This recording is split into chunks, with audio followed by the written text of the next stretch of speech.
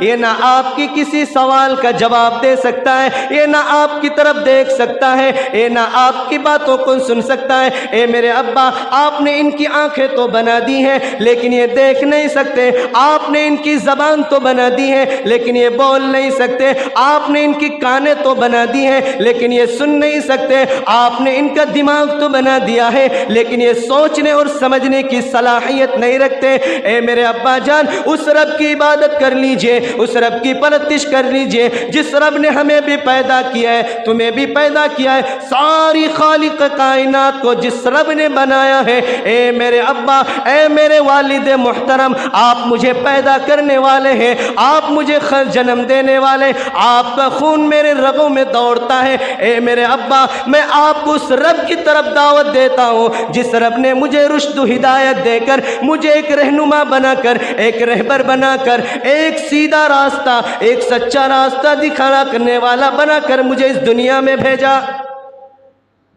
یہ کہنا تھا ابراہیم علیہ السلام کا، یہ دعوت دینا تھا اپنے ابا کو۔ ابا تو فل غصے میں آ گئے، فل موڈ میں آ گئے، فل غصے میں آ کر کہا لَإِن لَّمْ تَنْتَهِ لَأَرْجُمَنَّكَ وَاهْجُرْنِي مَلِيًّا۔ او ابراہیم، او میرے بیٹے، اگر تو نے اپنی حرکت سے باز نہ آئے، اگر یوں ہی سوالات کرتے رہے، یوں ہی مجھ سے میرے معبودوں کو، میرے خداؤں کو جھٹلاتے رہے، ہمارے معبودوں کی توہین کرتے رہے، لَإِن لَّمْ تَنْتَهِ